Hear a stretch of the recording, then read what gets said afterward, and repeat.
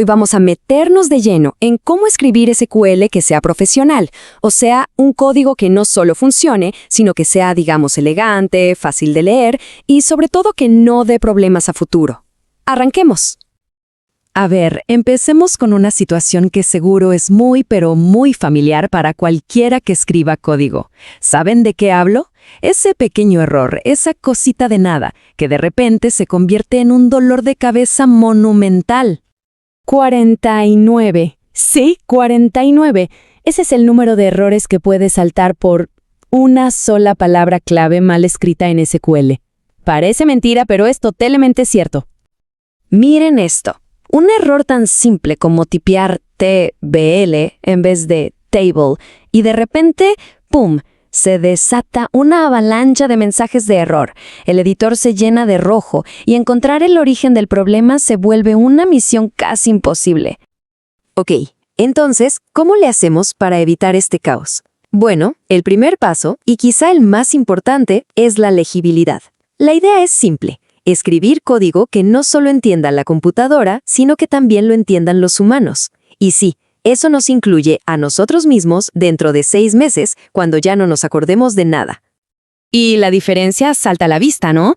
A la izquierda tenemos un bloque de texto que es difícil de descifrar. Pero a la derecha es el mismo código. Pero, ¿qué cambio? Con un buen formato, usando sangría y mayúsculas, la estructura queda clarísima. Se entiende la lógica de la consulta de un solo vistazo. Para llegar a esa claridad hay unas reglas de oro que son súper sencillas. Primero, las palabras clave de SQL, como select, from, where, siempre en mayúsculas. Esto las hace resaltar. Segundo, los nombres de las tablas y las columnas en minúsculas. Y tercero, usar sangría o indentación para organizar las cláusulas.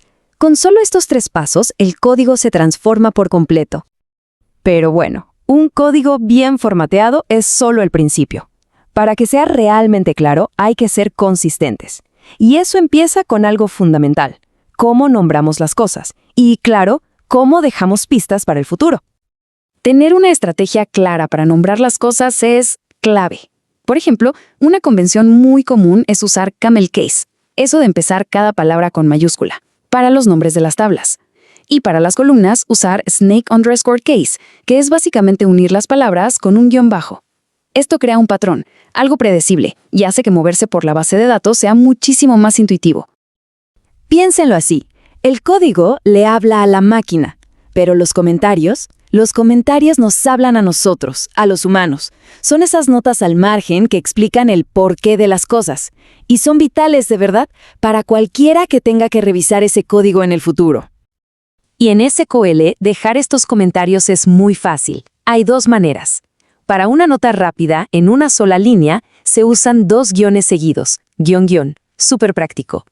Ahora, si se necesita una explicación más larga, de varias líneas, ahí se usa la combinación de barra y asterisco. Así de simple. Muy bien. Ya hablamos de los buenos hábitos, de lo que se puede hacer para prevenir problemas. Ahora vamos a ponernos en modo reactivo.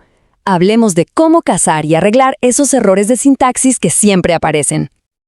Y volvemos al punto con el que empezamos. Los benditos errores de tipeo. Una sola letra fuera de lugar en una palabra clave, como escribir upt en vez de update, y listo, es suficiente para que todo el comando se rompa. Otro clásico, sobre todo al principio, es el orden de los comandos. SQL es muy estricto con esto.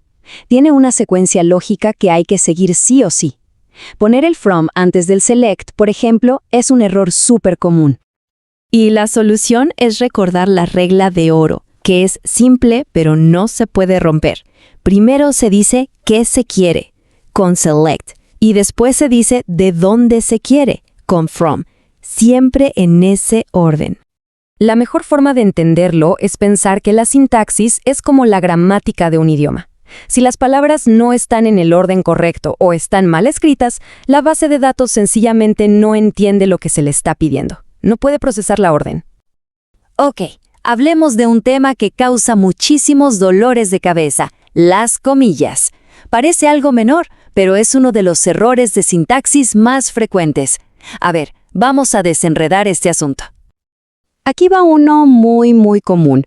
Usar comillas dobles para encerrar un texto.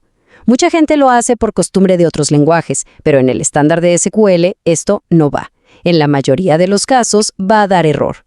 Entonces, ¿cuál es la forma correcta? Comillas simples. Siempre. Para definir texto en SQL se usan comillas simples. Así nos aseguramos de que el código funcione en cualquier sistema de base de datos, sin sorpresas. Claro, pero aquí surge una pregunta obvia, ¿no? ¿Qué pasa si el texto que quiero usar ya tiene un apóstrofo, como en una contracción en inglés, o un apellido como O'Connor? ¿Cómo se hace en ese caso? Si se intenta así nomás, va a fallar. ¿Por qué? Porque cuando el sistema ve ese apóstrofo dentro de la palabra, piensa, aquí se terminó el texto. Y todo lo que viene después queda flotando en el aire y genera un error de sintaxis. Y la solución es un truco súper ingenioso y, la verdad, muy simple. Para que SQL entienda que un apóstrofo es parte del texto y no el final, simplemente se pone otro apóstrofo justo al lado. Se duplica. A esto se le llama escapar el carácter. Así la base de datos sabe que debe tratarlo como un texto literal. Entonces, al final del día, escribir SQL a nivel profesional no es una sola cosa, es un equilibrio, es como un trípode. Necesitamos la legibilidad para que el código se entienda, la corrección para que funcione sin errores y la mantenibilidad para que no se convierta en un monstruo imposible de actualizar en el futuro. En resumen, la clave está en combinar dos cosas. Por un lado, el hábito de escribir código limpio y ordenado desde el principio. Y por otro, la habilidad para encontrar y solucionar rápidamente los errores cuando aparecen. Esa combinación es realmente lo que marca la diferencia entre un código de aficionado y un trabajo verdaderamente profesional. Hemos visto varias técnicas y buenas prácticas. Y esto nos deja con una pregunta para pensar. De todo esto que vimos, ¿cuál de estas prácticas podría generar el cambio más grande y más rápido en la calidad del código que uno escribe todos los días?